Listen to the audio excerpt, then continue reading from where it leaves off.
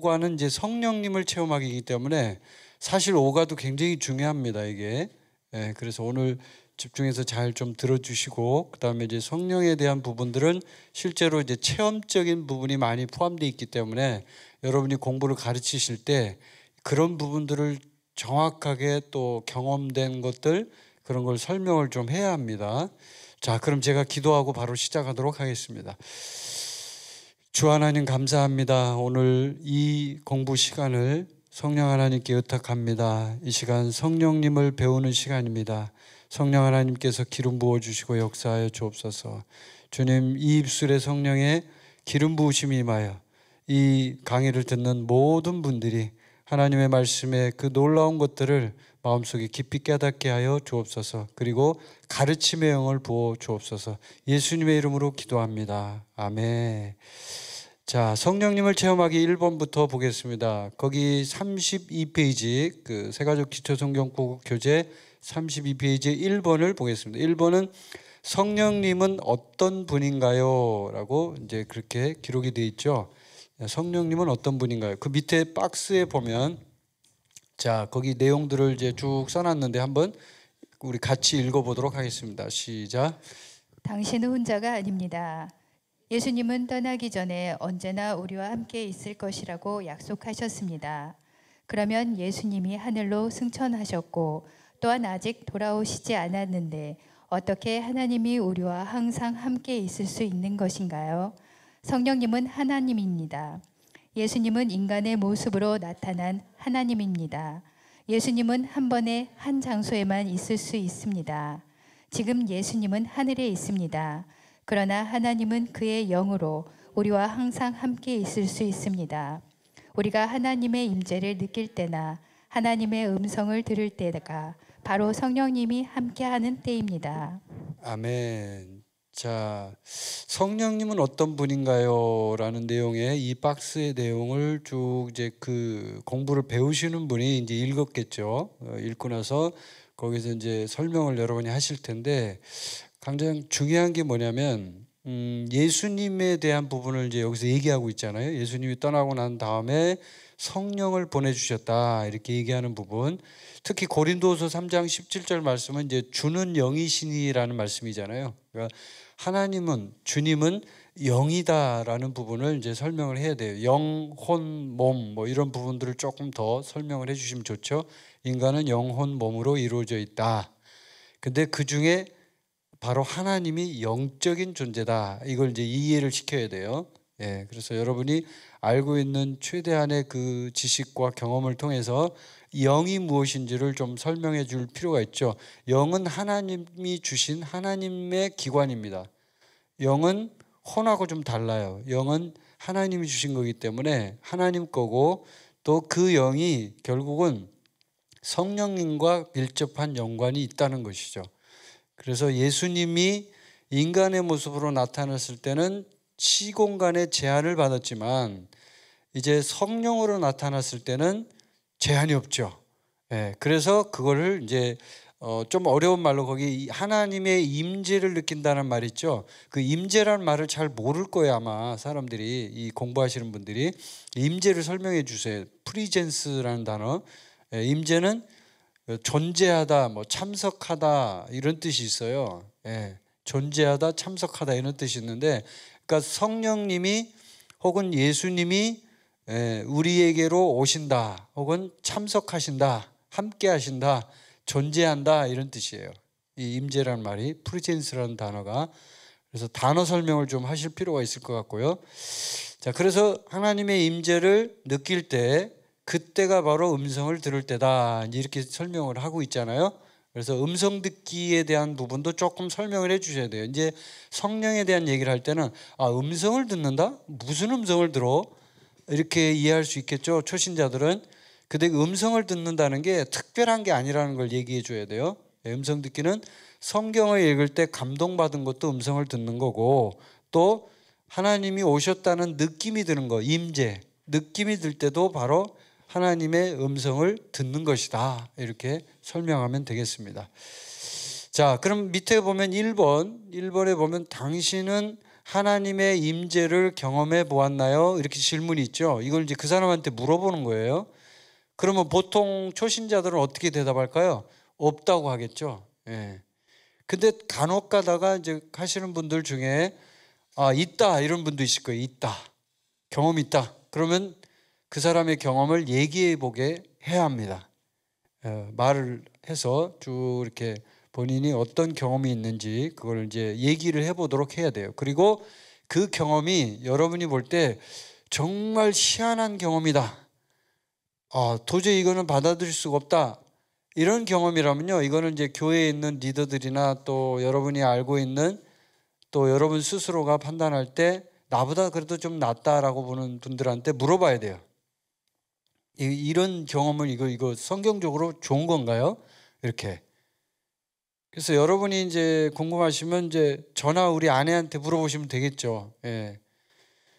그 다음에 이제 두 번째, 거기에 이제 대답을 할 수가 없는 경우가 많으니까 언제 경험해 보았나요? 라는 질문은 의미가 없죠. 만약에 경험을 안 해봤다면, 그러니까 이제 이건 넘어가는 거죠. 있다면 언제 경험했나? 1번에 사실상 답을 할 때 2번도 답을 할 거예요, 아마 대부분이. 그러니까 뭐 큰 문제는 없는 것 같아요. 자, 그래서 성령님은 어떤 분인가에서 가장 중요한 건요, 다시 한번 말씀드리는데 영이라는 것을 설명을 해줘야 된다는 거죠. 영이 뭐냐? 스피릿, 홀리 스피릿, 성령이 있고 그 다음에 영이 있다. 예.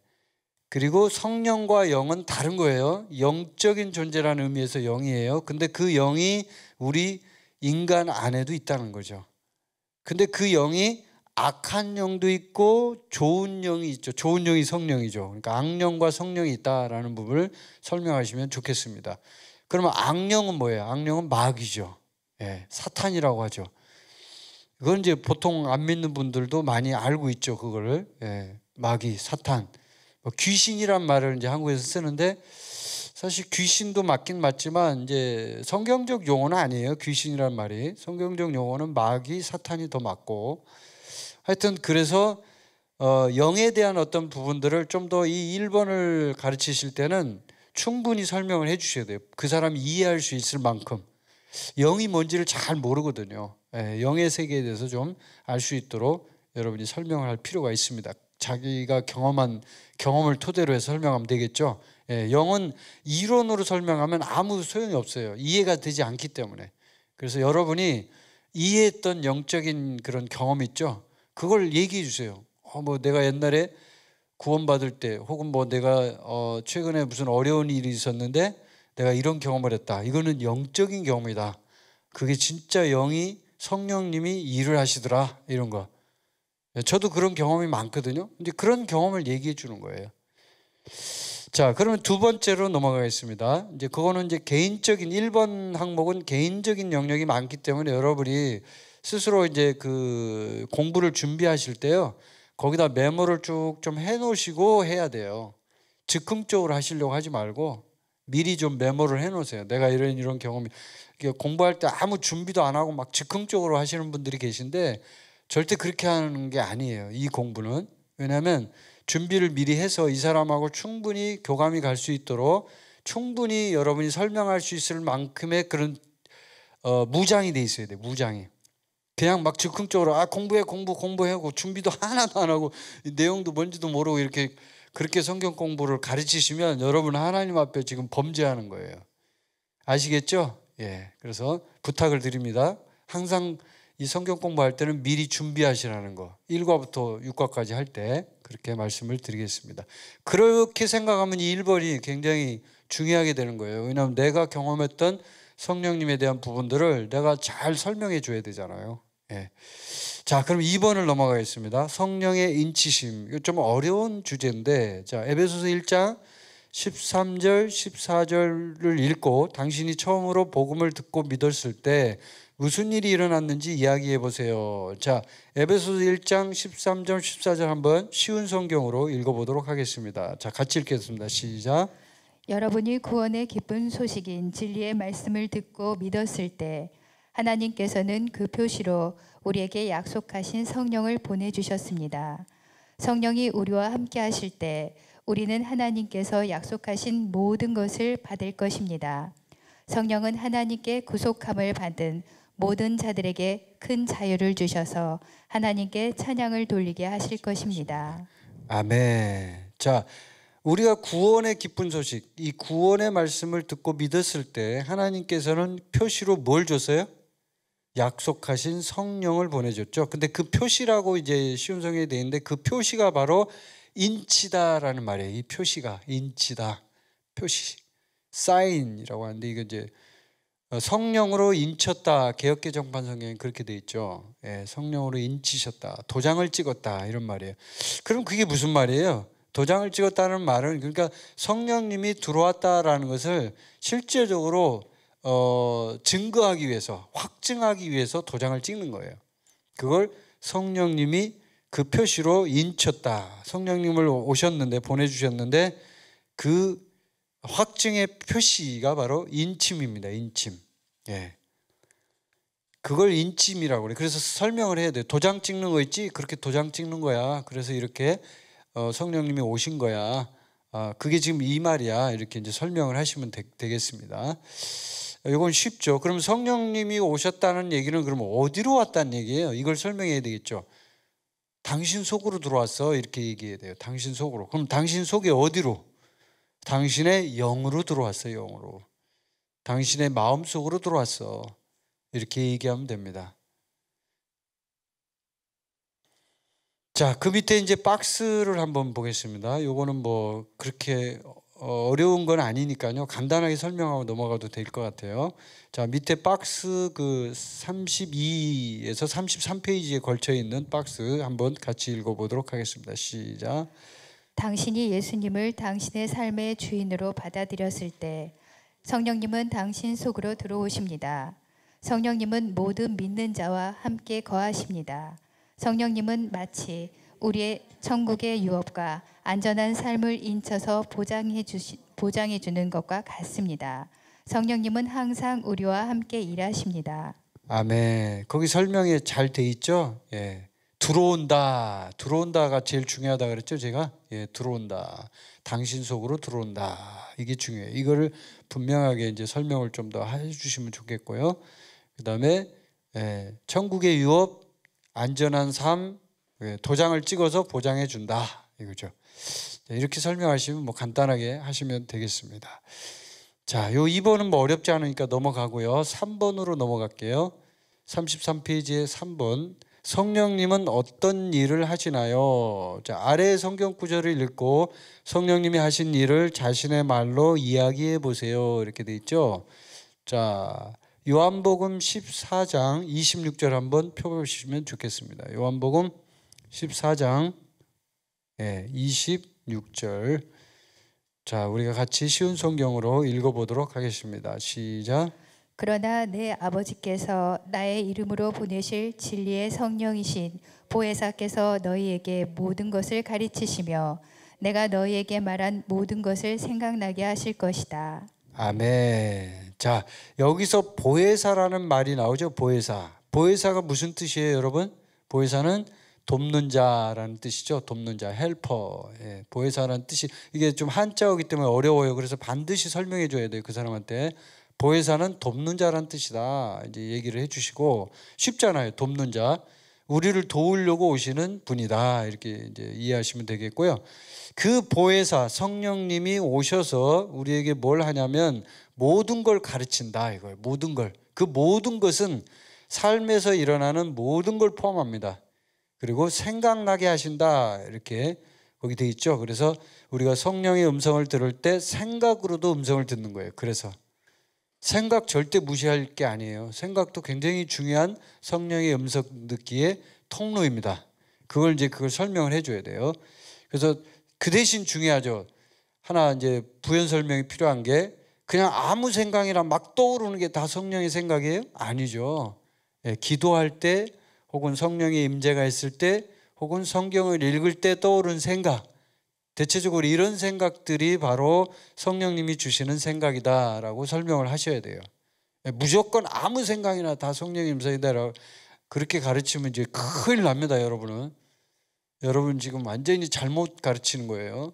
그게 아니라 성령님이 인도하시는 어떤 그런 정확한 그 분위기, 그 다음에 상황, 그런 것들이 다 잘 맞아 떨어졌을 때 떠오르는 생각이에요. 그래서 생각으로 듣는 음성 듣기는요, 어려운 거예요. 많이 틀려요. 그래서 많이 틀립니다. 그래서 그걸 이제 꼭 그 사람에게 설명해 줘야 합니다. 이것 때문에 성령의 음성 듣기 잘못 듣는 분들이 허다합니다. 허다해. 이런 것들을 잘 기초를 닦아놓지 않아서 그게 도대체 자기 생각인지 성령님 생각인지 마귀 생각인지 모릅니다. 본인이. 근데요, 훈련이 많이 되면은 이걸 알게 돼요. 이제 점점 감각이 좋아지기 때문에 이게 내 생각인지 성령님 생각인지 마귀 생각인지 알아요. 이제 알게 돼 있어요.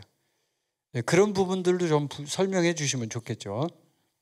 자, 요한복음 16장 8절, 그 다음에 12절 15절, 이건 읽지 않고 넘어갈게요. 자, 이건 뭐냐면 죄에 대하여, 의에 대하여, 심판에 대하여 책망하신다라는 거예요. 성령님이 책망하는 일을 해요. 예. 죄에 대하여, 의에 대하여, 심판에 대하여. 여러분 성경 읽어보시면 이제 그 내용이에요. 근데 그래서 책망하시는 거예요. 그리고 진리로 인도하시는 거예요. 진리로 인도하고 책망하고. 왜 책망해요? 죄 짓지 말라는 거지. 그리고 의에 대해서 불의한 일 하지 말고 의에 집중하라는 거죠. 심판? 네 심판받으니까 조심하라 이거죠. 굉장히 무서운 거죠, 이게. 그런 부분에서 이제 책망을 하신다는 거예요. 그래서 그렇게 설명을 쭉 하시면 되겠어요. 이걸 좀 더 깊이 설명하면 굉장히 깊은 내용이 나와요. 죄와 의와 심판에 대해 책망한다는 얘기가 굉장히 깊은 계시가 있는 말씀이에요. 그래서 그렇게까지 깊이 있게 얘기하면 안 되겠죠. 초신자한테 체하겠죠. 그래서 그런 얘기는 하시지 말고 일단 기본적인 것만 설명을 하시면 돼요. 미래의 일을 알려주신다. 뭐 그런 내용도 들어가 있어요. 거기에 미래의 일을 알려줘. 그럼 진짜입니까? 이렇게 물을 수도 있죠. 그렇다고 진짜 그렇게 가르쳐 준다는 거죠. 근데 그게 처음부터 그런 게 아니고 훈련이 돼서 잘 들을 수 있는 상태가 됐을 때 그걸 이제 되는 거죠. 처음부터 미래의 일을 막 알려줘서 이렇게 잘 듣는 건 아니에요. 헷갈릴 수도 있고, 뭐 물론 들을 수는 있지만 조심해야 된다는 거죠. 예. 자, 로마서 5장 5절 말씀에는 이제 하나님의 사랑을 부어 주셨다는 말씀이죠. 이게 하나님의 사랑이 부은바 된다 뭐 이렇게 돼 있는데 개역개정판 성경에는 하나님의 사랑을 부어준다. 그래서 성령님 무슨 일을 하냐? 하나님의 사랑을 부어주는 일을 하는 거예요. 그럼 우리에게 사랑이 있어요, 없어요? 있는 거죠. 사랑을 부어주니까 있는 거죠. 그러니까 나는 사랑이 없어요. 나는 사랑이 없어서 사랑할 수 없어요. 이거 다 거짓말이에요. 왜요? 우리가 하나님의 자녀가 됐다면 이 로마서 5장 5절 말씀에 의하면 사랑을 부어주셨기 때문에 우리가 사랑할 수 있어요. 그 사랑을 활성화시키지 못했을 뿐이에요. 내 안에서. 내가 막 강팍하고 혼적으로 사니까 육신적인 삶이 되니까 이게 안 나온 거지. 만약에 성령으로 충만하면요, 내 안에 있는 하나님의 사랑이 막 밖으로 흘러나오겠죠. 그래서 그 사랑을 쓸 수가 있게 돼요. 그걸 설명해 줘야 돼. 당신은 하나님의 사랑이 있어, 속에. 그걸 꺼내서 쓸 수만 있으면 돼. 이렇게 얘기해야 돼요. 그러면 나중에 이렇게 공부한 사람은 절대로 난 사랑이 없어서 절대 사랑 못해 이런 말 안 하겠죠. 이미 딱 그렇게 공부를 했기 때문에. 성경적인 관점이죠, 이게. 자, 네 번째, 성령님의 일에 대해서 지금 이제 공부를 했고, 네 번째, 성령의 열매를 보겠습니다. 성령의 열매 중요합니다, 굉장히. 그 옆에 보면은 그 조그만 글씨로 우리 한번 읽어보겠습니다. 시작. 성령님은 우리가 예수님을 닮도록 우리 안에서 일하십니다. 성경에 나타나는 그리스도를 닮은 성품은 좋은 열매입니다. 아멘. 성령님은 우리가 누구를 닮도록 일해요? 예수님을 닮도록. 성령님은 참 진짜 기가 막힌 분이에요. 왜냐하면 본인을 드러내기보다는 예수님을 드러내고 싶어 해요. 인간이라면 자기가 잘난 척하고 싶을 텐데 그게 아니라 성령님은 예수님을 닮도록 한다. 이걸 분명하게 힘줘서 얘기해 줘야 돼요. 그 사람한테. 그리고 성경에 나타나는 그리스도를 닮은 성품은 뭐예요? 좋은 열매, 성령의 열매다. 성령의 열매. 그래서 1번의 밑에 보면 자, 갈라디아서 5장 22절, 23절에 제시되어 있는 성령의 9가지 열매 중에서 당신의 삶에 나타나는 열매는 무엇인지 체크해 보세요. 이렇게 돼 있죠. 그럼 1번부터 9번까지 성령의 열매, 사랑, 희락, 희락은 기쁨, 세 번째 화평, 화평은 평화라고도 하죠. 네 번째 인내, 인내는 오래 참음, 다섯 번째 자비, 여섯 번째 양선, 일곱 번째 양선은 착한 거예요. 착하다는 말이에요. 7번에 충성, 충성은 성실이라고 할 수 있어요. 성실하다. 여덟 번째 온유, 온유. 아홉 번째 절제. 이렇게 9가지 열매가 성령의 열매입니다. 저는 지금 9번째 열매를 훈련하고 있어요. 그래서 지금 굉장히 힘들어요. 저는 이걸 훈련하느라고 고생을 많이 하고 있어요. 제가 하는 얘기를 잘 이해를 못 하시는 분들이 많은데 지금 그렇게 진짜 하고 있어요. 그리고 이제 보통 이 성령의 열매 중에서 9가지 열매를 이제 설명을 하실 때 이거는 따로 설명할 필요는 없는데 여기서 가장 최고의 열매가 무엇이냐라고 질문을 한다면 어떤 열매인 것 같아요? 그렇죠. 1번이지 1번. 첫 번째이기도 하고 그 다음에 실제로도 가장 중요한 게 사랑이죠. 고린도전서 13장에 나오니까. 그리고 이제 사랑 다음으로 만약에 그걸 매긴다면 뭘 매기면 좋을까요? 순서. 매기면 뭘 좋아요? 2번이에요. 여러분이 이렇게 눈치가 없어가지고 순서대로 하면 되는 거예요. 순서대로. 이거는 제가 그냥 유도 신문을 했는데 그 말려 들어가네. 막 온유라고 하고 그런 질문이 아니었는데 사랑 다음에 두 번째는 기쁨이지. 그럼 기쁨이라 이게 순서대로 그냥 쭉 나온 거예요. 이렇게 써놓은 거예요. 그러니까 그렇게 이해하시면 돼요. 그래서 사랑이 중요하고 그 다음에 기쁨이 중요해요. 그래서 성령 충만한 사람은, 성령의 열매가 맺히는 사람은 기쁨이 있는 사람이에요. 기쁨. 막 우중충하게 다니는 사람이 아니에요. 기쁨이 있는 사람이 성령 충만한 사람이에요. 항상 보면은 해피한 사람, 해피보이, 해피걸 이런 사람, 보기만 하면 기분이 좋아. 이런 사람이 기쁨의 사람이죠. 저도 그렇게 되고 싶어요. 근데 참 쉽지 않더라고요, 이게. 그러면 세 번째로 중요한 건 뭐예요? 이제는 답을 잘 얘기하는구만. 화평, 평화. 그렇게 쭉 순서대로. 근데 저는 이제 이 중에서 개인적으로는요, 제가 인생을 살면서 성령을 체험하면서 제가 진짜 깊이 있게 이렇게 공부한 게 뭐냐면 네 번째예요. 네 번째는 진짜 어렵더라고요. 인내, 오래 참는 거. 진짜 어렵디다. 진짜 저는 어려웠어요. 개인적으로 너무너무 힘들더라고요, 이게. 근데 이게요, 저한테는 굉장히 많은 훈련이 되더라고요. 이 네 번째 열매 때문에. 오히려 다른 것들은 뭐 그냥 그렇게 크게 뭐 문제되는 것 같지 않은데,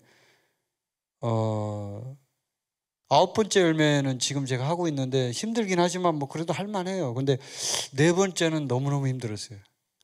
지금도 힘들고, 지금도. 여러분도 그렇지 않을까요? 여러분 인내 잘하죠? 얼굴에 이마에 인내라고 써있네. 인내 이렇게 써있어. 그러니까 지금 남았잖아. 인내 못한 사람 다 갔잖아요. 지금 여기 현장에 남은 사람이 인내 여기 써있어요. 인내. 간 사람들은 안 돼. 가야 돼. 이렇게 한 거. 농담입니다. 자, 하여튼 성령의 열매가요 그렇게 간단하지가 않아요. 진짜 어려운 거예요. 맺히기가 어려운 거예요.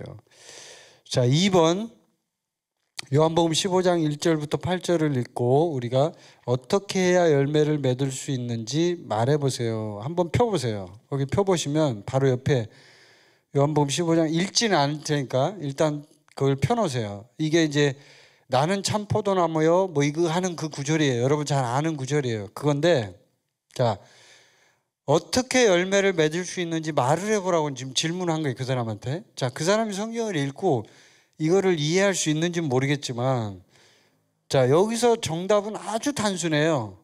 어떻게 열매를 맺어요, 여러분? 예? 예수님 안에 가지가 거하기만 하면, 붙어 있기만 하면 열매를 맺는다는 거죠. 정답은 그거예요. 간단해요. 여러분도 다 알 수 있는 너무나 쉬운 정답이에요.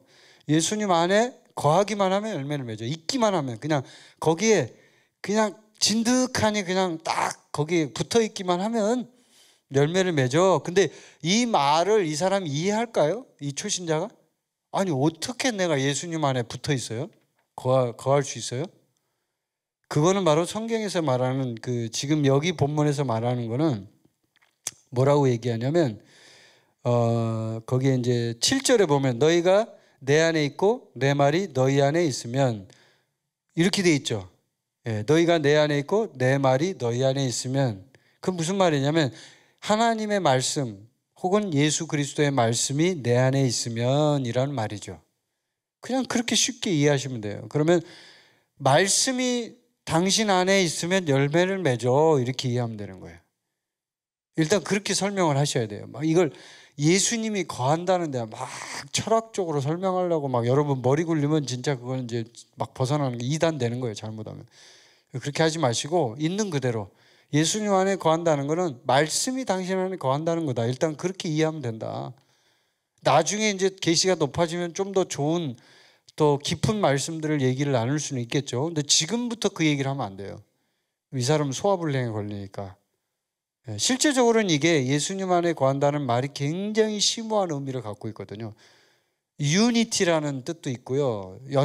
연합이라는 뜻도 있고요. 그 다음에 죽음과 부활도 있고요. 굉장히 다양한 의미가 여기 들어가 있어요. 사실은. 그런데 그걸 설명하려고 하면 안 되겠죠. 이 자리에서. 그래서 그냥 아주 직관적으로 설명을 하고 넘어가세요. 그냥 이렇게 말씀이 안에 있으면 되는 거구나. 이렇게. 그럼 말씀이 안에 있는다는 거는 더 쉽게 뭘 말해요? 당신이 매일 성경 말씀을 읽는 거, 읽고 묵상하는 거, 그게 말씀이 안에 있는 거야. 이렇게 하면 돼요. 어떤 사람들이 이해가 안 돼가지고 성경책을 내 위장 속으로 집어넣습니까? 수수 잘라가지고 내 목구멍으로 넣어야 돼요? 만약에 그렇게 물어볼 수도 있겠죠. 니고데모처럼. 니고데모가 그랬잖아요. 엄마 뱃속에 들어갑니까? 굉장히 육신적인 질문을 했는데 아니 이 사람도 그럴 수 있겠죠. 성경책을 다 잘라서 내 목구멍으로 집어넣습니까? 그게 아니라 당신이 성경을 읽는 거다. 읽을 때 그 말씀이 당신 영으로 들어간다. 이걸 설명해 주셔야 된다고요. 이해되셨죠 여러분? 오케이? 예. 자, 그 다음에 34페이지로 넘어가겠습니다. 성령의 침례. 자, 5번에 성령의 침례. 마태복음 3장 11절을 읽고 침례 요한이 예수님이 어떤 일을 하실 것이라고 말했는지 이야기해 보세요. 자, 마태복음 3장 11절 한번 읽어볼게요. 짧으니까 11절. 자, 찾으셨으면 그 세례라고 된 거 침례로 바꿔서 읽어주세요. 자, 11절 시작. 나는 물로 회개의 침례를 준다. 내 뒤에 오실 분은 나보다 능력이 더 많으신 분이다. 나는 그분의 신발을 들고 다닐 자격도 없다. 그분은 너희에게 성령과 불로 침례를 주실 것이다. 아멘. 자, 물로 회개의 침례를 줬어요. 그런데 이게 이제 이거는 침례 요한이 한 얘기죠. 근데 예수님이 와요. 예수님은 뭘로 침례를 준다고 했어요? 예, 성령과 불로 침례를 주신다. 이게 정답이에요. 그 사람이 그렇게 얘기하면 정답을 얘기해요. 성령과 불로 어떻게 침례를 줘? 자, 이거는 이제 여기에 설명이 좀 필요하겠죠. 자, 2번에 보면 사도행전 1장 8절을 읽고 하나님께서 앞으로 성령님이 우리에게 어떤 일을 하신다고 하셨고 이유는 무엇인지 이야기해 보세요. 이렇게 돼 있는데 자, 사도행전 1장 8절에 보면 자, 읽어봅시다. 자, 준비가 되셨으면 읽겠습니다. 시작. 다만 성령이 너희에게 오시면 너희는 권능을 받아 예루살렘과 온 유대와 사마리아와 그리고 땅 끝까지 가서 내 증인이 될 것이다. 아멘. 자, 성령님이 우리에게 어떤 일을 하신다고요? 성령이 오셔서 능력을 주신다 이거예요. 능력, 권능을 주신다. 권능, 능력, 파워, 두나미스, 권능을 준다. 권능. 그 다음에 그렇게 권능을 주는 이유는 뭐냐? 뭐예요? 이유가 증인이 되도록, 복음을 전하도록, 복음 전도자가 되게 하기 위해서, 이렇게 설명하면 되죠. 지금 당신이 믿은 거, 당신이 지금 믿었잖아. 예수님 믿었잖아. 그 믿은 거 그거 전하게 하려고 성령 침례, 성령이 오셔서 권능을 주는 거야. 이렇게 설명하면 되겠죠. 일단 그렇게 설명하면 됩니다. 자, 그럼 그 밑에 박스에 이제 그 설명이 나와 있어. 성령 침례가 뭔지. 자, 준비되셨으면 같이 읽겠습니다. 시작. 하나님의 의도는 위로부터 임하는 성령을 보내셔서 우리에게 능력을 주는 것입니다.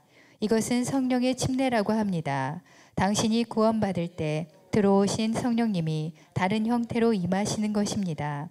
성령 침례는 한 번의 체험이 아닐 뿐만 아니라 성령의 충만함을 지속적으로 받도록 우리에게 권면하십니다. 성령 침례는 이 땅에서 주님의 영광의 능력을 우리에게 부어주고 주님께 가까이 가도록 하는 개인적인 만남입니다. 아멘. 자, 하나님의 의도는 위로부터 임하는 성령. 자, 성령은요, 임하시는 성령이 있고 내주하는 성령이 있다. 자, 이거는 중요하니까 설명을 좀 할게요. 내주하는 성령. 자, 내주하는 성령 있어요. 그 다음에 임하시는 성령이 있어요. 이거는 제가 성령 강의할 때 했는데 중요하니까 다시 한번 얘기할게요. 그리고 이 얘기를 반드시 그 공부하는 사람한테 얘기해 줘야 돼요. 두 종류로 성령이 임할 수 있다. 성령은 그럼 구원받을 때 나에게 들어오신 성령 뭐예요? 내주하는 성령. 이거는 구원받을 때 거듭날 때라고 하는 게 더 정확한 표현이겠죠. 거듭날 때 내주하는 성령이 들어오는 거고요. 그 다음에 임하시는 성령 언제예요? 성령 침례 받을 때. 성령 침례가 거듭남일 때도 성령 침례 받을 수 있어요. 그런데 이때 이 용어를 이렇게 쓰는 게 더 맞죠, 합당하죠. 그래서 이제 우리가 용어 뭐 성령 침례 말고 충만도 맞아요. 요것도 맞고, 그 다음에 성령 받기도 맞고, 뭐 용어가 워낙 여러 가지를 사도행전에서 쓰기 때문에 일단 이제 이렇게 이해하시면 되겠어요. 그래서 내주하는 성령, 임하시는 성령을 반드시 그분에게 설명해 줘야 돼요. 당신은 이미 내주하는 성령, 내주 안에 내자, 안 내자 있죠. 그 내주, 주가 이제 주님이 내 안에 있다 이런 말이에요. 그 내주, 그걸로 이제 설명하시면 되고요. 거듭날 때 있고, 그 다음에 임하시는 성령은 성령 침례 받을 때 온다. 이제 그렇게 설명하시면 돼요. 자, 다른 형태인 거죠. 똑같은 성령이에요, 근데. 그래서 성령 충만함은 이 성령 침례, 성령 충만 받기 다 똑같은 말이라 그랬죠. 지속적으로 받는 거예요. 한 번 받고 끝나는 게 아니고. 그래서 당신이 만약에 구원받고 난 이후에 이걸 안 받았으면 받아야 한다라고 이제 이때 설명을 하는 거예요. 개인적인 만남이니까. 그러니까 이걸 받고 나면 이 사람의 그 인생, 삶의 어떤 그 뭐랄까 태도라고 할 수 있어요. 태도가 많이 바뀌어요. 사실 이 성령 침례 받고 저도 많이 변화가 일어났고요. 우리 아내도 무지무지 많이 변화가 일어났어요. 그래서 이게 손소민 선교사님 그 강의할 때 들어보면 그 이제 그 얘기 하잖아요. 본인이 성령 침례 받을 때 일어났던 일들 얘기하잖아요. 진짜 놀라운 일들이 많이 일어났었죠. 자, 세 번째 보겠습니다. 이제 그런 거라고 이제 설명을 하고 세 번째로 넘어가서 누가복음 3장 21절, 22절을 읽고 21절이에요. 20절은 안 읽어도 돼요. 21절, 22절을 읽고 예수님이 침례를 받으실 때 무슨 일이 일어났는지 말해보세요. 한번 찾아보세요. 여러분이 알고 있겠지만 3장 21절, 22절. 자, 준비되셨으면 읽겠습니다. 시작. 모든 사람이 침례를 받았을 때 예수님께서도 침례를 받으셨습니다. 예수님이 기도하고 계실 때 하늘이 열렸습니다. 그리고 성령이 비둘기의 모습으로 예수님께 내려왔습니다. 하늘로부터 너는 내 사랑하는 아들이다. 내가 너로 말미암아 기쁘다. 라는 목소리가 들렸습니다. 아멘. 자, 침례 받을 때 예수님도 침례를 받았어요. 침례 받을 때 예수님이 기도하고 계실 때 하늘이 열렸어요. 그렇죠. 하늘이. 예. 침례 받을 때 무슨 일이 일어났는지 말해보세요 그러잖아요. 하늘이 열렸어요. 하늘이. 침례 받을 때. 침례 받을 때 하늘이 열리신 분 있어요? 없죠. 대답을 안 하네. 와, 침례 받을 때 하늘이 열리는 거예요. 원래 열리는 거라고요. 지금 이렇게 얘기하니까 지금 이제 무슨 얘기인지 이해를 못 해갖고 지금 혼동이 막 오고 있는데, 침례 받을 때 하늘이 열리는 거라고. 예수님이 우리의 모범을 보이신 거니까. 자, 그 다음에 성령이 비둘기의 모습으로 내려왔죠. 그러죠? 비둘기의 모습으로 내려왔어요. 그리고 음성이 들렸어요. 너는 내 사랑하는 아들이다. 내가 너로 말미암아 기쁘다. 하늘의 목소리가 들렸어요. 하늘의 목소리. 침례 받을 때 들었어요? 하늘의 목소리? 저는 못 들었어요. 그런데 분명히 주님은 얘기하셨을 거라는 거죠. 우리가 못 듣는 거예요, 그거를. 사실 성경적으로 보면 예수님이 이 모범을 보이신 이 침례 이 사건을 보면 우리가 침례 받을 때도 똑같이 이런 일이 일어나야 돼요. 사실은 엄밀히 말하면 그래요. 그래서 그 사람에게 얘기해 주세요. 당신도 침례 받을 때 그런 게 없었으면 뭐 실망하지 말고, 만약에 안 받았다면 앞으로 받을 때 그런 일이 일어나도 기도해, 뭐 이렇게 할 수도 있고, 이미 받았다면 괜찮아, 다 이미 그런 일이 일어난 거야, 이렇게 얘기할 수 있겠죠.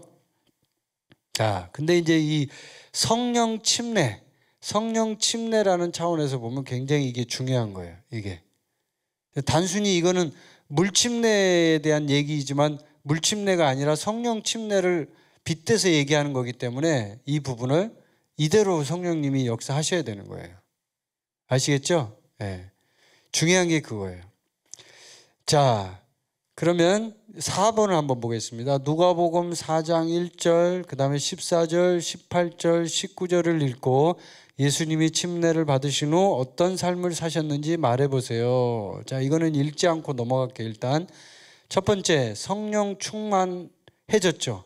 예수님이 침례 받은 이후에. 예수님은 특이한 게, 우리는 그냥 물침례만 받으면 성령 충만을 받을 수도 있고 안 받을 수도 있고 그래요. 우리는 동시에 안 올 수도 있어요. 근데 예수님은 동시에 왔어요. 그게 물침례를 받을 때 성령 충만함도 왔다고요. 그 다음에 성령에 이끌렸어요. 예수님이 그 뒤에. 그리고 성령의 능력을 받으셨어요. 성령의 능력을 본인도 받았다고요. 그리고 성령의 기름 부음도 받았어요. 이런 얘기들을 해줘야 되는 거예요, 그 사람한테. 그리고 마지막에 뭘 했어요? 복음을 전했어요. 가난한 자에게, 포로에게 자유를 선포하고, 눈먼 자에게 보게함을 선포하고, 억압된 자에게 해방을 선포하고, 은혜의 해를 선포하죠. 그렇죠? 예. 이사야서에 있는 말씀 그대로 이제 선포하는 거죠. 예. 오늘 보니까 설교할 때 그 얘기를 하던데, 그렇죠? 자, 이런 것들을 이제 예수님의 삶에 나타났다. 여기서 가장 중요한 거는 침례받은 이후에, 성령 침례받은 이후의 삶에 대해서 얘기할 때는 가장 중요한 게 뭐냐면 복음 전파예요. 기름 부음하고 두 개. 기름 부음과 복음 전파. 기름 부음이 뭔지 모를 수 있죠, 그 사람이.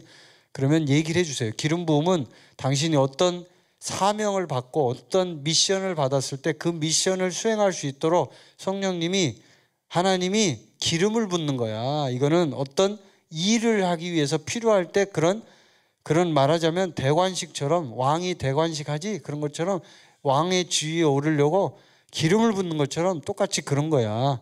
그래서 당신한테도 성령님이 기름 부어주는 거야. 이렇게 설명하면 돼요.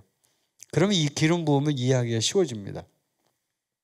자, 그러면 예수님의 이 삶을 이제 이렇게 봤어요. 이게 성령 침례예요. 우리가 그러니까 이런 부분들이 이제 쭉 전체적인 내용이에요. 근데 뒤에 7번에 보면 성령 침례 받기에 대해서 또 나오기 때문에 6번으로 일단 넘어가 볼게요. 자, 6번 성령의 능력. 이거는 이제 옆에 가로치고 은사라고 써놓으세요. 은사. 성령의 능력인데 이거는 다른 말로 하면 성령의 은사를 설명하는 거예요. 굉장히 중요한 부분이죠. 또 아래 성경 구절을 읽고 하나님이 우리에게 어떤 능력을 주셨는지 말해보세요. 요한복음 14장 12절 한번 펴보세요. 요한복음 14장 12절. 여러분이 많이 읽으신 구절인데 자, 같이 한번 읽어보도록 하겠습니다. 시작. 내가 너희에게 진리를 말한다. 나를 믿는 사람은 내가 지금까지 해온 일들을 그 사람도 행할 것이다. 심지어 이보다 더 큰 일들도 행할 것이다. 그것은 내가 아버지께로 가기 때문이다. 아멘. 자, 이 말씀에서 분명히 말하죠. 나를 믿는, 예수님을 믿는 사람은 내가 지금까지 해온 일들을 한다 이거야, 한다 이거야. 그럼 예수님이 뭐 했어요? 좀 전에 우리 설명했죠. 성령 충만해서 성령에 이끌려서 기름 부음 받고 복음 전파하고 했죠. 그거 한다는 거죠. 그거 하려고 은사를 주는 거예요. 능력을 주는 거예요. 그래서 예수님이 하신 일을 할 수 있는 능력을 주는 거죠. 정답은 그거예요. 예수님이 하실 일을 할 수 있는 능력.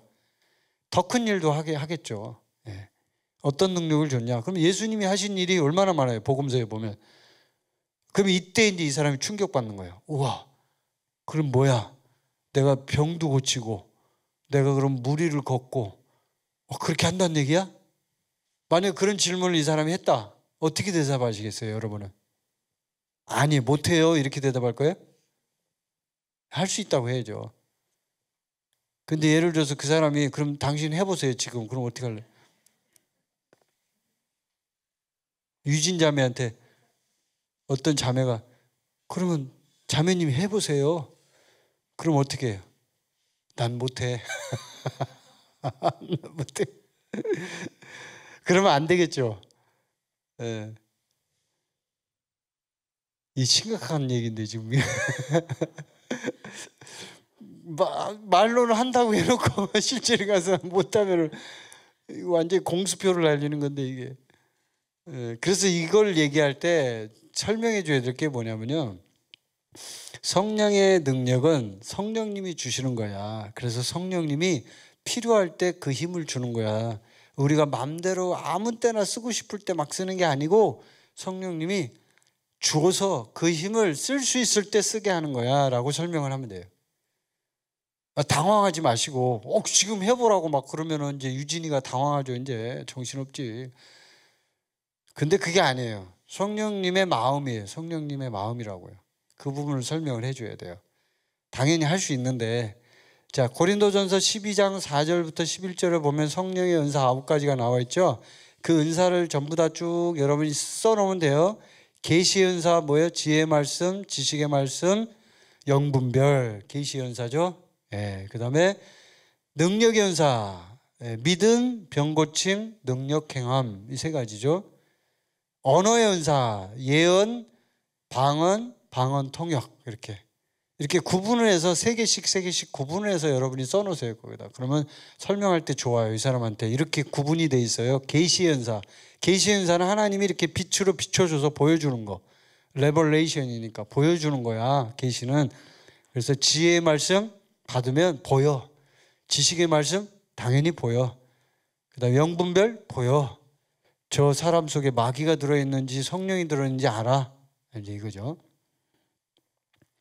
그래서 이 은사에 대해서는 제가 지금 시간이 너무 짧기 때문에 제가 설명을 다 드릴 수는 없어요. 그래서 아주 간단하게 얘기하면 지혜의 말씀은 뭐예요? 지혜의 말씀은 일단 시제로 보면 미래적인 일들이 많이 나와요. 그리고 통찰력과 관련이 많아요. 지혜의 말씀은. 그렇게 일단 써놓으시면 돼요. 통찰력, 인사이트. 그러니까 지식을 운영할 수 있는 능력을 지혜라고 하는 거예요. 위즈덤이라는 단어는 날리지를 쓸 수 있는 능력이 위즈덤이에요. 그것만 여러분이 잘 아시면 돼요. 그냥 지혜의 말씀이라니까 무슨 말인지 도대체 이해를 못하는 분들이 많은데 지혜의 말씀은 지식의 말씀에서 주어지는 어떤 정보 이런 것들을 날리지, 지식 이것들을 잘 적재적소에 쓸 수 있는 능력 그거를 위즈덤, 지혜라고 하는 거예요. 근데 거기에 덧붙여서 시제로 얘기하면 이제 시제가 미래 시제에 관련된 게 많아요. 앞으로 될 일 이런 일이 많다 이거예요. 왜냐하면 지혜의 말씀은 하나님의 계획과 목적과 관련된 게 많이 나오니까. 예를 들면 송재용이를 향한 하나님의 계획과 목적이 있을 거 아니에요. 송재용이를 내가 이름을 얘기했네. 괜찮죠? 이름 얘기해도. 송재용 형제를 향한 계획과 목적. 그러면 그게 지혜의 말씀이에요. 지혜의 말씀. 지식의 말씀은 뭐예요? 현재 시제나 과거 시제가 많아요. 그리고 단순한 정보가 많아요. 단순한 정보. 그러니까 재용이가 어제 뭐 했다. 이걸 아는 거예요. 딱 뭐 했다. 어제 어떤 모 여자와 함께 커피숍에서 커피를 마셨다. 뭐 이렇게. 그게 지식의 말씀이에요. 내가 너무 잘 알았나? 지식의 말씀이야 이게. 막 찔리고 있어 어떤 사람은. 이런 게 지식의 말씀이에요. 좀 쉽게 이해가 되죠? 그 다음에 영분별은 아까 말한 것처럼 사람 속에 있는 어떤 영, 그러니까 악령인지 성령인지가 분별이 되는 거예요. 그걸 영분별이라고 해요. 대체적으로 보면. 그리고 이제 믿음, 뭐 병고침, 능력행함 이런 거는 쉬우니까 제가 설명 안 할게요. 그 다음에 예언은 뭐예요? 예언은 하나님이 주시는 말을 대언하는 걸 예언이라고 해요. 단순히 미래에 대한 얘기만이 아니에요. 사람들이 그런 얘기만 많이 프로페시라고 하면은 이제 미래에 대한 그런 얘기들을 한다라고 이해를 많이 해서, 물론 맞아요, 맞는데 미래에 대한 얘기만 하는 게 아니고 하나님이 하고자 하는 얘기를 다 하는 거예요. 선지자들한테 무슨 얘기를 하잖아요. 예를 들면 이런 거죠. 자, 윤수경아 정신 차려라, 이렇게 이제 선지자가 얘기를 하는 거예요. 그러면은 그 말을 듣는 사람이 그 얘기를 듣고 이건 하나님이 음성이야, 이게 듣고 그거를 정신 차리게 되겠죠. 그런 것도 예언에 속하는 거예요. 단순히 미래에 대한 얘기만이 아니라 책망도 있을 수 있고 여러 가지가 들어있어요. 그걸 예언이라고 해요. 자, 이해되셨죠? 여러분이 설명을 하려면 똑바로 잘 설명해야 되니까 제가 이제 얘기를 해드리는 거예요. 방언 쉽죠? 방언 통변, 두 가지가 있죠. 방언도 두 종류가 있어요. 일단은 크게 나눌 때 더 있는데, 크게 나눠서 기도할 때 쓰는 개인적 방언이 있고요, 복음 전할 때 쓰는 공적인 방언이 있어요. 공적인 방언은 실제 언어로 나와야 돼요. 룰루랄라로 나오면 안 되고 진짜 언어로 나와야 된다고. 왜? 뭐 영어를 못하는 사람이 막 영어로 I will sending my messenger 막 하면서 막 영어로 막 이렇게 한단 말이에요. 예를 들어서 영어를 못하는 사람인데 이게 공적인 방언이고, 기도할 때 쓰는 방언은 글로솔리아라고 해서 자기 개인이 하는 방언이기 때문에 그냥 여러 발음이 나와요. 그래서 상관없어요, 그거는. 그렇게 이제 설명하시면 돼요. 자, 그럼 그 밑에 이제 대략적으로 제가 설명을 했으니까 다 이제 기록을 해 놓으시고, 자, 박스를 한번 읽어보도록 하겠습니다. 시작. 우리는 성령의 침례가 필요합니다. 우리는 예수님이 하신 일을 할 수 있을 뿐만 아니라 더욱 큰 일도 할 수 있습니다. 성령님은 또한 우리에게 은사를 주셔서 교회를 섬기고 하나님의 나라를 확장하게 하십니다. 이런 은사들은 하나님에 의해 주어진 초자연적인 능력입니다. 모든 신자는 그리스도의 몸을 위하여 적어도 한 개 이상의 은사를 가지고 있습니다. 아멘. 자, 우리 성령 침례 필요해요, 안 필요해요? 필요하죠. 그 사람한테 물어보세요. 당신 필요해, 안 필요해? 이렇게. 당연히 그 사람은 필요하다고 하겠죠. 그리고 성령 침례를 받을 때 대부분 이 은사가 같이 따라와요. 그걸 분명히 그 사람한테 얘기해 주세요. 성령 침례 받지 않으면 당신은 은사 못 받습니다 라고 얘기해 줘야 돼요. 굉장히 정확한 이제 설명이고요. 성경에도 그게 나오고요. 그래서 성령 침례 받을 때 은사가 같이 따라옵니다. 근데 그 은사가 어떤 게 올지는 몰라요. 그래서 그 부분에 대해서는 본인이 잘 모르니까 무조건 달라고 해도 돼요. 기도를 해요. 하나님, 나 이거 주세요. 왜냐하면 교회를 섬기고 하나님 나라 확장하게 하려고. 초자연적인 능력이니까. 슈퍼내추럴 파워라고 하죠. 완전히 초자연적인 능력. 이거는 진짜 신기한 거예요. 그래서 성령 침례를 받았다 하면 그 사람은 반드시 한 개 이상의 은사가 들어와요. 이 9가지 은사 중에 한 가지 정도는 들어온다고요. 뭐 이게 없더라도 그래서 로마서 12장에 나오는 은사가 들어올 수도 있죠. 로마서 12장에도 7개 은사가 있으니까 그 중에 하나는 적어도 온단 말이에요. 그렇게 설명하시면 되겠습니다. 자, 그럼 마지막 7번째 성령 침례 받기, 그 옆에 보면은 이제 이렇게 써요. 성령의 침례는 신약 성경에서 다양한 모습으로 나타납니다.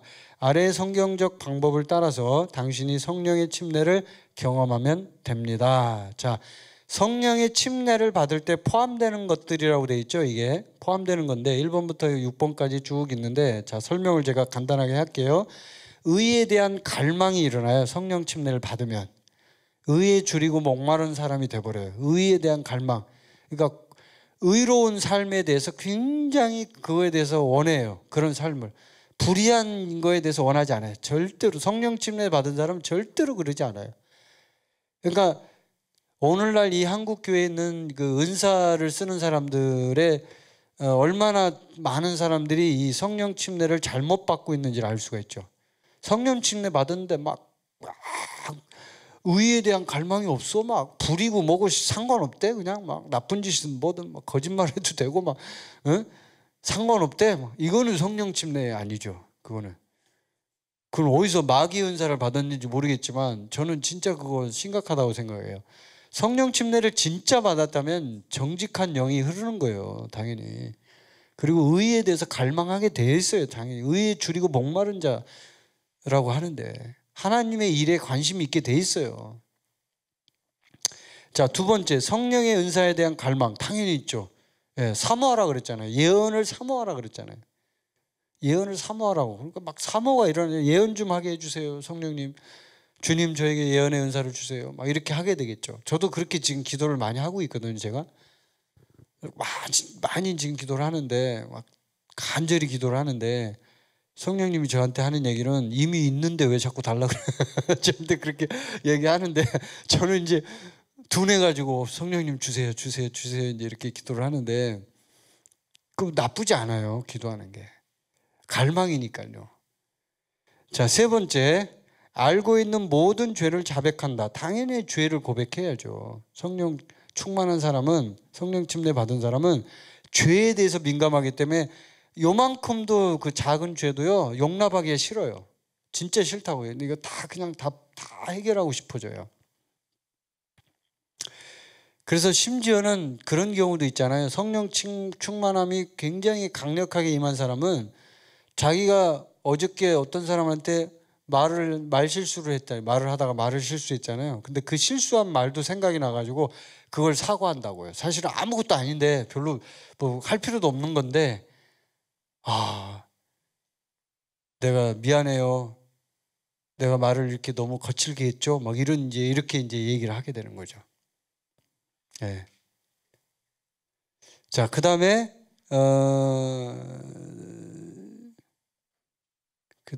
네 번째죠. 네 번째 맞죠? 예수님을 찾고 믿음. 내가 지금 세 번째 했나? 네 번째 했나요? 안 한 것 같은데? 네 번째 할 차례 맞죠? 갑자기 지금 필름이 끊기려고 그래요.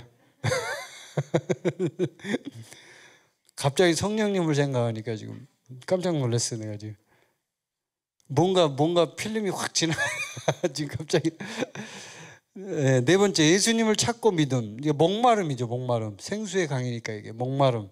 목마름이 막 그냥 너무 예수님에 대한 목마름이 강하게 오는 거예요. 목이 말라서 막 타들어가는 거죠. 타들어가는 거예요. 생수가 왔으면 좋겠는 그런 느낌이 오고요. 그 다음에 하나님께 성령을 구하는 기도를 하게 되죠. 성령을 달라고. 성령을 받았는데도 또 달라고 하고 싶어요. 이해돼요, 이게? 이해가 안 되는 표정인데, 표정은. 그러니까 밥을 먹었는데 배가 고파서 또 밥을 달라고 하는 거예요. 우리 교회 모 형제처럼 밥을 먹었는데 10분 후에 다시 밥을 달라고 얘기를 하는 거예요. 왜 그래요? 배가 고프니까, 목마르니까. 성령님을 또 달라고 하는 거예요. 또 달라고. 자, 여섯 번째, 예언과 방언과 기쁨과 담대함이 나타나기를 기대합니다. 이건 이제 사도행전에 있는 쭉 보면 방언, 예언, 막 땅이 진동하고 성령 충만하고 말씀 전파하고 기쁨이 충만하고 막 이런 내용이 나와요. 그런 내용이 나오는데 전부 그런 게 다 동반되는 거예요. 기쁨도 있고 말씀을 전하고 싶고 진짜 막 방언도 나오고 예언도 나오고 막 그래요. 그래서 성령 충만할 때 보통 동반되는 게 방언이에요. 방언.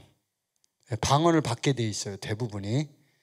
그걸 이제 설명해 줘야 돼, 이분한테. 방언이 뭐냐 막 그러면 이제 방언 설명해 주세요. 방언은 언어다. 근데 그 언어라는 게 그냥 뭐 이렇게 뜻없는 그런 소리처럼 나올 수도 있다. 어쨌든 방언을 받으면 좋다. 왜냐하면 성령 침례 받을 때 같이 오기 때문에. 그러나 여러분 이렇게 얘기하셔야 돼요. 방언이 목적이 아니에요. 목적은 뭐다? 성령 침례다. 성령 침례를 받기를 구하는 거지 방언을 구하는 건 아니에요. 방언은 은사잖아요. 은사. 그래서 성령 침례를 구하면 방언은 자동적으로 오게 돼 있어요. 그걸 설명해야 돼요. 그리고 방언은 연습하는 거 아니에요. 방언은 주님이 주시는 거죠. 연습이 아니에요. 그냥 따라할 수는 있지만 남들이 랄랄랄라 한다고 그걸 따라하는 게 방언이 아니라고요. 본인이 방언을 하면서 거기에서 그 사람이 이렇게 방언한 것을 흉내내면서 거기서 방언이 터져나올 수는 있지만 이해를 잘해야 돼요. 진짜 아무 생각 없이 그냥 이은미 자매가 막 방언을 하는데 그거를 막 따라서 해 옆에서 똑같이. 그건 방언 아니에요. 그래서 그걸 명확히 설명을 해주시고 방언에 대해서는 조금 이렇게 여러분이 알고 있는 지식을 최대한 동원해서 여러분이 경험을 했잖아요. 그걸로 설명을 해줘야 돼요. 예. 그리고 발음이 바뀐다. 시간이 지나면 발음이 바뀌게 된다. 이걸 설명도 해주셔야 돼요. 자, 그러면 마지막에 이제 거의 끝났습니다. 당신은 성령의 침례를 받기 위해 기도하기 원하나요? 이렇게 이제 물어보죠. 이 공부를 다 하고 나서 대부분의 경우는 어떻게 대답할까요? 네, 받기를 원합니다. 그럼 뭐 해야 돼요, 이제? 네, 여러분이 그 사람의 머리에 손을 얹고 안수 기도를 하면 돼요. 안수 기도할 때는 어떻게 기도하시냐면 반드시 방언으로 기도를 하세요. 방언으로. 손을 얹고 방언으로 막 기도를 하세요. 그러면 이 사람에게 성령의 기름 부음이 쭉 임할 거예요. 그리고 성령 침례가 임할 거예요. 안 임할 수도 있어요. 임하지 않는 경우도 있습니다. 실망하지 마세요. 실망하지 마세요. 그리고 변명하지 마세요. 그리고 자존심 세우지 마세요. 안 올 수도 있어요. 이건 성령님이 하시는 거지 당신이 하는 게 아니에요. 절대로 그거에 대해서 막 자격지심에 내가 왜 이렇게 못했지? 나는 인간이 아닌가 봐. 나는 일을 할 인간이 아닌가 봐. 막 이렇게 하면서 자책을 하고 막 이런 분들 계신데 그러지 마세요. 얼마든지 그럴 수 있어요. 나중에 또 하면 돼요. 아멘이죠? 네, 또 하면 된다니까요. 실망하지 마시고 나중에 그 사람한테 얘기하세요. 오늘은 성령님이 이 일을 안 하시네요.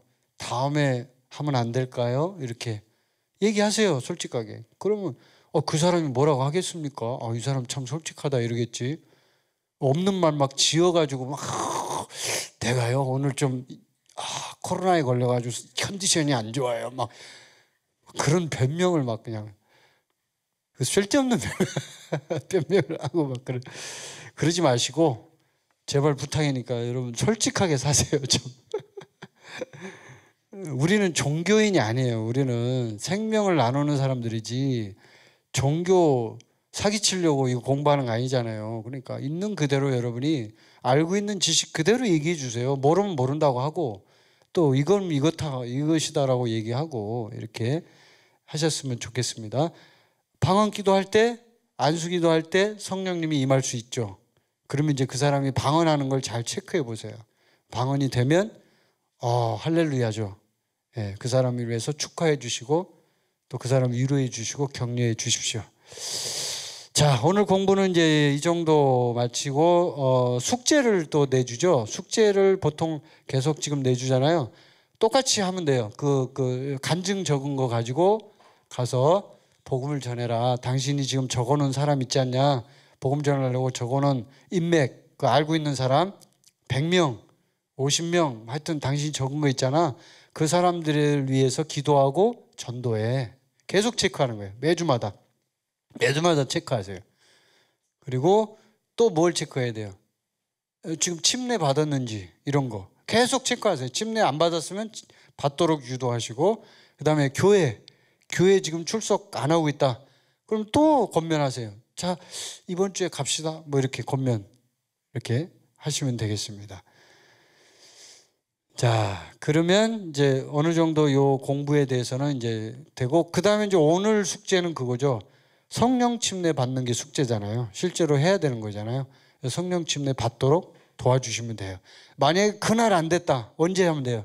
다음 주에 공부할 때 하면 돼요. 다음 주에. 공부 때 또 만나서 약속 잡고 다음 주에 제가 기도해 드릴게요. 제가 불을 좀 받아 갖고 올게요. 이렇게 하든지. 예. 얘기하세요. 예. 성령님이 역사하는 거니까. 자, 오늘 공부는 여기까지 마치도록 하겠습니다. 여러분 오늘 수고하셨고 제가 기도하고 마치도록 하겠고요. 다음 주에는 이제 6과를 하는데요. 6과에서는 제가 좀 중요한 얘기, 이제 전체적으로 1과에서 했던 내용도 있겠지만 전체적으로 제자훈련과 관련된 얘기들을 좀 해드릴 거니까 다음 주에 귀를 쫑긋 세우시고 이제 들으시면 되겠습니다. 다음 주가 이제 마지막 강의가 되겠습니다. 자, 기도하고 마치겠습니다. 하나님 아버지 감사합니다. 오늘 이 새가족 기초 성경 공부 함께 공부를 나눴습니다. 성령 하나님이 우리에게 인도하시고 기름 부어 주시고 또 우리에게 가르쳐 주심을 감사합니다. 이 공부를 하는 모든 분들에게 성령 하나님이 가르침의 영을 부어 주옵소서, 기름 부어 주옵소서. 감사와 찬양과 영광 올려드리며 예수님의 이름으로 기도합니다. 아멘. 수고하셨습니다. 다음 주에 만나겠습니다. 오늘 공부는 여기서 마치겠습니다.